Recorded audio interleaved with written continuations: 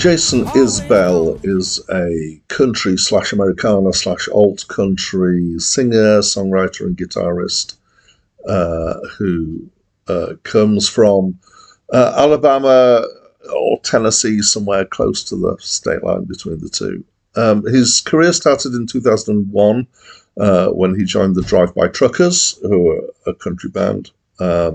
He left them amicably in 2007 to launch a solo career, and has had 5 albums in that career. And since 2017, he's been with I think it's Jason Isbell and the 400 Unit, with his band, the 400 Unit. And there's been 3 albums under that name.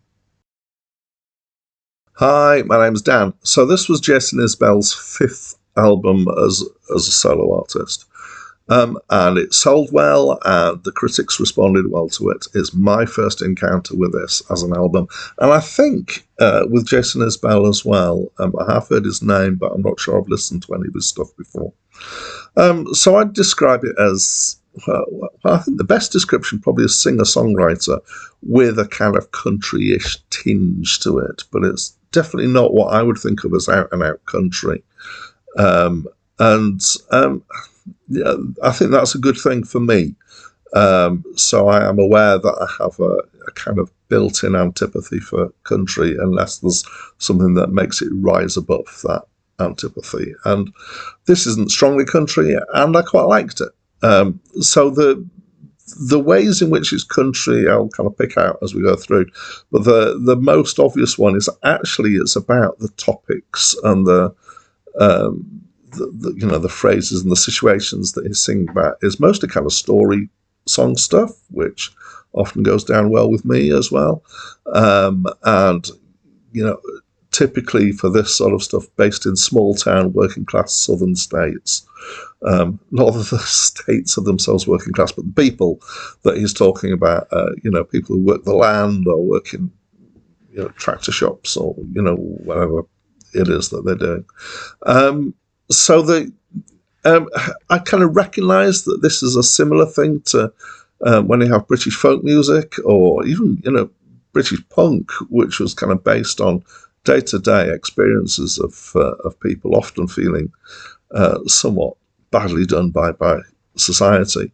But the difference for me here is that because I don't live in America, never have done, those cultural references that are used here, which obviously resonate with people who live those lives, don't resonate with me because that's not really my life, of course. I don't, wander down the turnpike or, whatever these things are that he's referencing.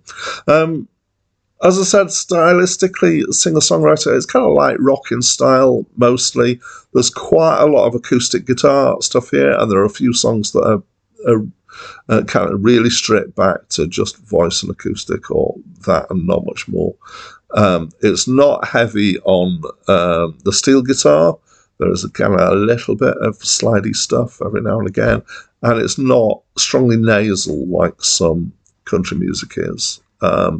There's the track Palmetto Rose is quite bluesy. I like that. There's a couple of tracks where there's some nice violin going on, or maybe I should say fiddle in this context. And the focus here is definitely the songwriting. Generally, I would say it's strong. There are a couple that I want to pick out as being my favourites. So a track called Flagship and a track called Children of Children. Quite also like Speed Trap Town. Occasionally, it kind of maybe felt a bit verging towards the cliche, but not kind of full on. Not that again. It just kind of felt occasionally in some of the songs a little bit more on the formulaic side, but not hugely. So overall, I had a good reaction to it. I enjoyed it, and I'm going to give it a decent score. How about you? What do you think of this album? Please let me know in the comments below. That's it from me for now. And the couple in the corner of the bar have traveled light and clearly traveled far. She's got nothing left to learn about his heart, and they're sitting there 1,000 miles apart. Baby, let's not ever get there.